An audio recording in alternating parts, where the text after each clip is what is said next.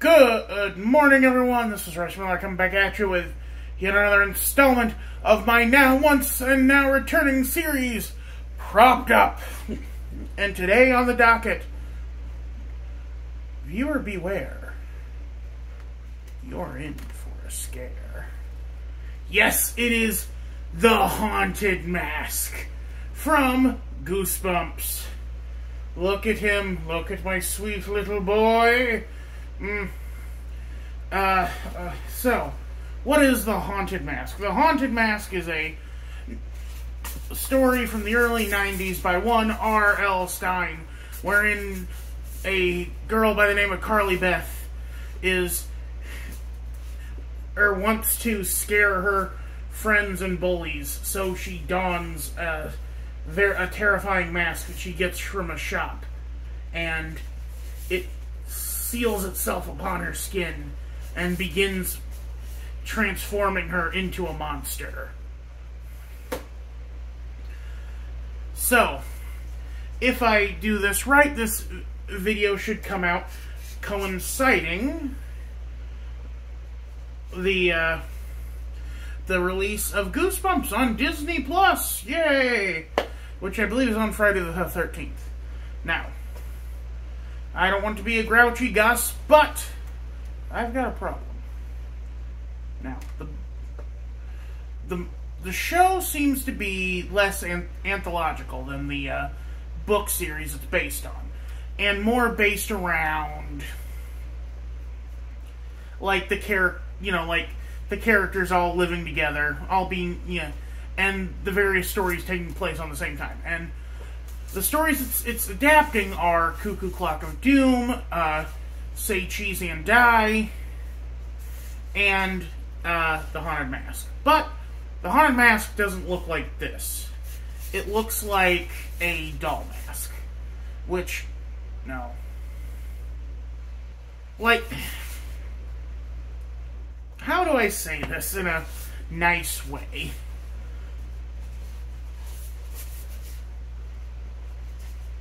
The argument can be made that our dear friend, Jovial Bob Stine, aka R.L. Stine, is not the reason why his books were so beloved. The argument can be made that it's actually his artist, Tim Jacobus, is the reason why we love the book so much. Now, let's look at the original design for the mask.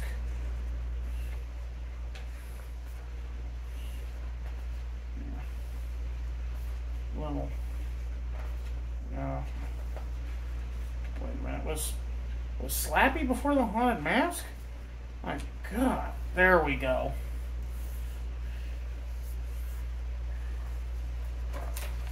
Look at this.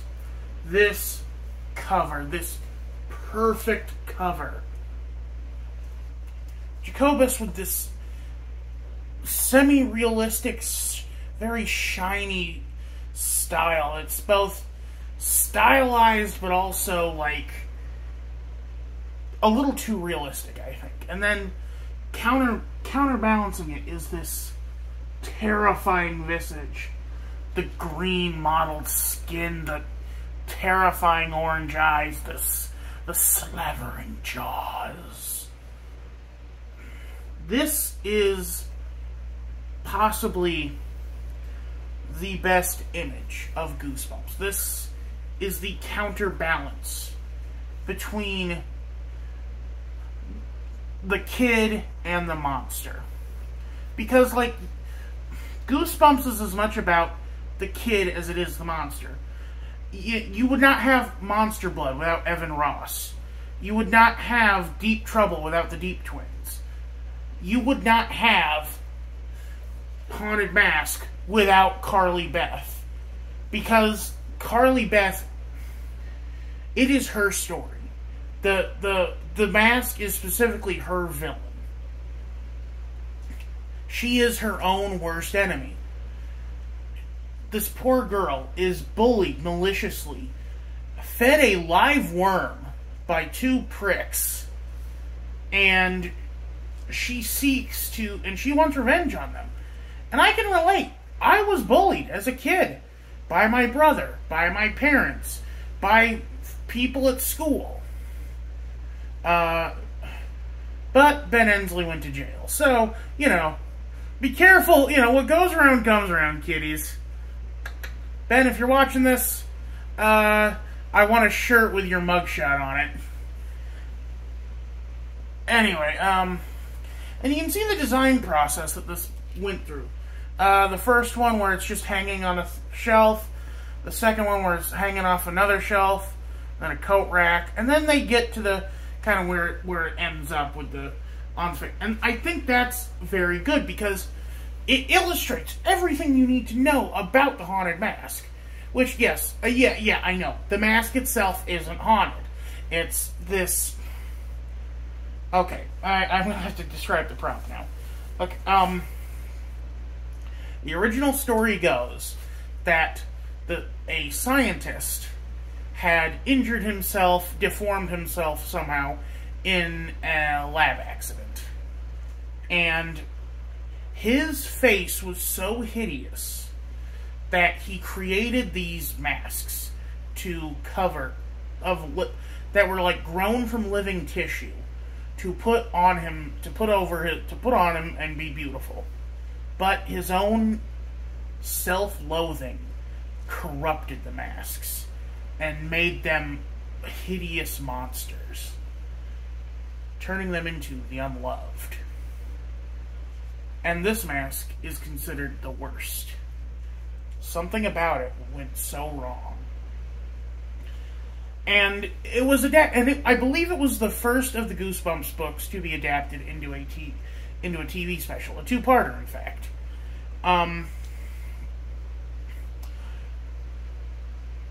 And it is one of the best. Like, for the hokey 90s TV acting, there is a legitimacy to it that isn't in the other Goosebumps adaptations.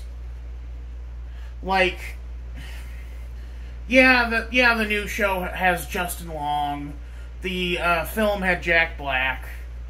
But no, the way the mask salesman talks about, like, how his own lack of self-worth is what created these things. Saying that Carly Beth was the only one who ever wanted them. Very interesting and super fun.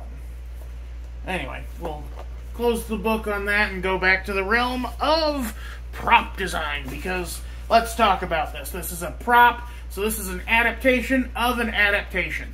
Now, this is of a different make than the one on the cover. In fact, you could argue that my old purple hide mask here is closer to the cover. For one, it's got eyes, and it's actually got an open mouth.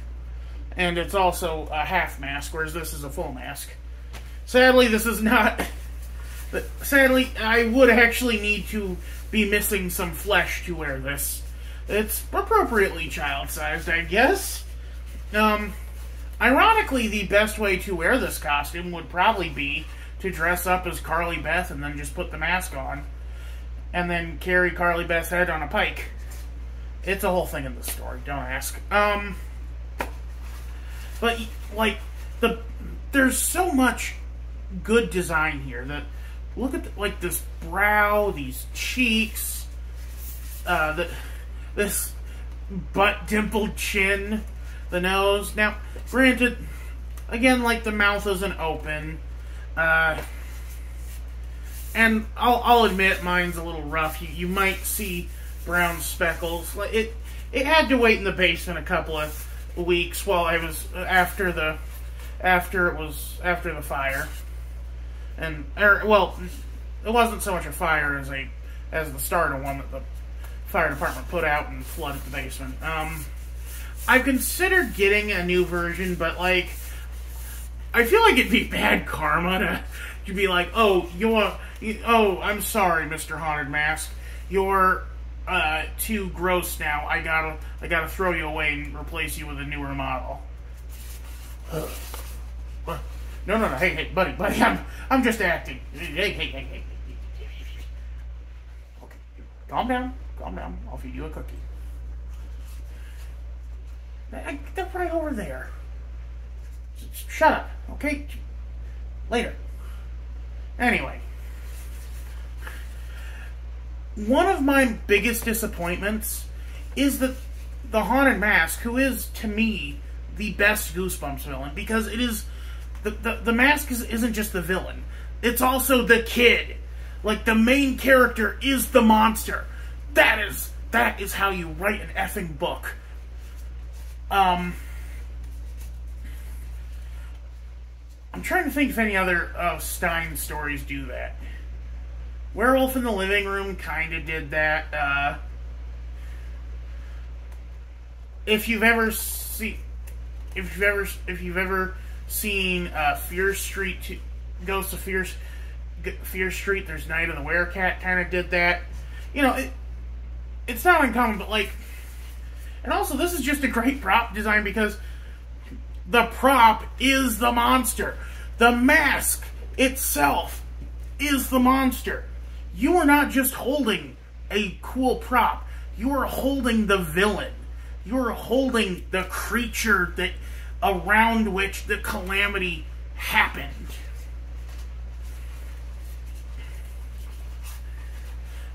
But, you know,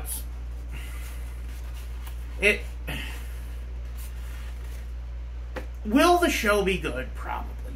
But it will lack the visual identity that Tim Jacobus gave.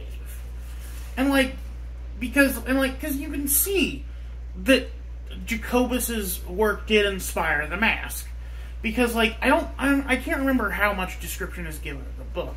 It's like a 200-page book with one paragraph on each page, so there wasn't a whole lot of description given. You know, I was terrified of Goosebumps as a kid. I did not like reading them, but for some reason I couldn't help myself. There was just an allure to them. I don't like horror. I don't like being scared. But I like monsters. You know, I like cool designs. Go figure. Anyway, that's going to be it for me for this week. Time for this bad boy to go back in the closet. I know I said I'd give you... Look, I got the donuts right there. Well, a donut's better than a cookie. Back off. Back off. Anyway, y'all have a good one. This is Royce Miller. I'm outie.